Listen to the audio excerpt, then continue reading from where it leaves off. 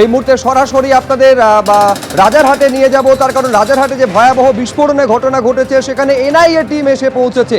ঠিক কী ধরনের বিস্ফোরণের ঘটনা ঘটেছে, কী ধরনের বিস্ফোরক ব্যবহার করা হয়েছিল তা প্রাথমিকভাবে খতিয়ে দেখার কাজ তারা করতে পারে বলে মনে করা হচ্ছে। আপনারা জানেন গতকাল রাতে যে ভয়াবহ বিস্ফোরণের ঘটনা ঘটেছে, যেটি সিসি ক্যামেরায় ধরা পড়েছে, খবর পাওয়ার পর এনআইএ টিম এই মুহূর্তে ঘটনাস্থলে এসে পৌঁছেছে। দেখছেন সেই ছবি।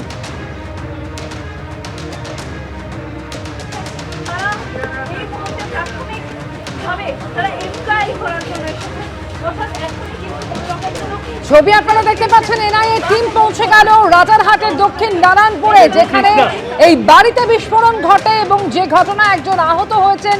ইতিমধ্যেই এক সন্দেহভাজনকে আটক করা হয়েছে, আর একেবারে বিস্ফোরণ স্থলে পৌঁছে গেল এনআইএ টিম।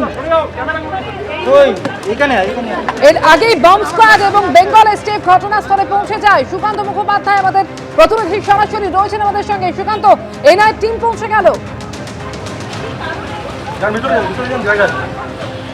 একেবারে দেখো, ন্যাশনাল ইনভেস্টিগেশন এজেন্সি এনআইএ তারা কিন্তু ইতিমধ্যে ঘটনাস্থলে এসেছে। সরাসরি যে ছবি ইতিমধ্যে শান্তনু দত্ত দেখাচ্ছে, যে একেবারে যে মূল যে ঘটনাস্থল, সেই মূল ঘটনাস্থল তারা ছবি তুলছেন, ভিডিওগ্রাফি করা হচ্ছে এবং তার পাশাপাশি সমস্ত ইনফরমেশন তারা নোট ডাউন করছেন। কোথায় বিস্ফোরণ স্থল, যেখান থেকে আমরা সকালে ছবি দেখাচ্ছিলাম, একবার ভেতরে গিয়েও যে ছবি আমরা দেখিয়েছিলাম, সেখানে তারা ছবি তুলছেন।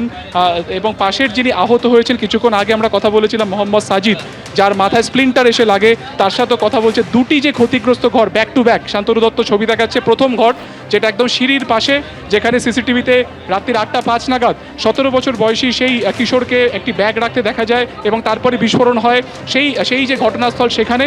এবং তার পাশে 2 নম্বর যে ঘর, একদম লাগোয়া যে ঘর, সেই লাগোয়া ঘর, সেখানে কিন্তু একই রকমভাবে তারা তদন্ত করে দেখছেন। প্রাথমিকভাবে তারা এনকোয়ারি করছেন, তারা খোঁজখবর করতে এসেছেন। এখনো পর্যন্ত এই কেসের ইনভেস্টিগেশন তারা শুরু করেননি। যেহেতু বিস্ফোরণ হয়েছে তাই এনআইএ এখানে এসে তারা প্রাইমারি এনকোয়ারি তারা করছেন। আমরা দেখেছি কিছুক্ষণ আগে সিআইডির বম্ব ডিসপোজাল স্কোয়াড তারা এখানে আসেন, তারা এখান থেকে এসে তাজা বোমা সেখান থেকে উদ্ধার করেন এবং তারপর একটি অটোতে সেই বোমা নিয়ে তারা সেখান থেকে বেরিয়ে যান। এবং তারপর আমরা দেখলাম ডিটেকটিভ ডিপার্টমেন্ট বিধাননগরের তারা আসেন। তারপরে আমরা দেখলাম যে ডিসি নিউ টাউন তিনি নিজেও এখানে এসেছিলেন এবং অবশেষে ন্যাশনাল ইনভেস্টিগেশন এজেন্সি বা এনআইএ তারা কিন্তু এই ঘটনাস্থলে এলেন। একটা অভিযোগ ছিল যে ঘন্টার পর ঘন্টা এখানে তাজা বোমা পড়ে থাকা সত্ত্বেও পুলিশ কেন তা উদ্ধার করলো না, সেটা নিয়ে স্থানীয় বাসিন্দারা তারাও কিন্তু একই রকমভাবে প্রশ্ন তুলছিলেন। এবং তারপরে কিন্তু দেখা যায় যে এখানে বম্ব ডিসপোজাল স্কোয়াড তারা এখানে আসে এবং সেই বোমা তারা উদ্ধার করে নিয়ে যান। একজনকে ইতিমধ্যে আটক করা হয়েছে এবং আরও একজন তার খোঁজ চালানো হচ্ছে, শামীম ওরফে সেলিম, মূল যে অভিযুক্ত, যে মূলত ওই ব্যাগটা নিয়ে তাকে ওই 17 বছর বয়সী নাবালককে এখানে রাখতে বলেছিল, সে এখানে রেখে তারপরে সেখানে বিস্ফোরণ হয়। সে এখনো পর্যন্ত পলাতক কামারহাটির বাসিন্দা।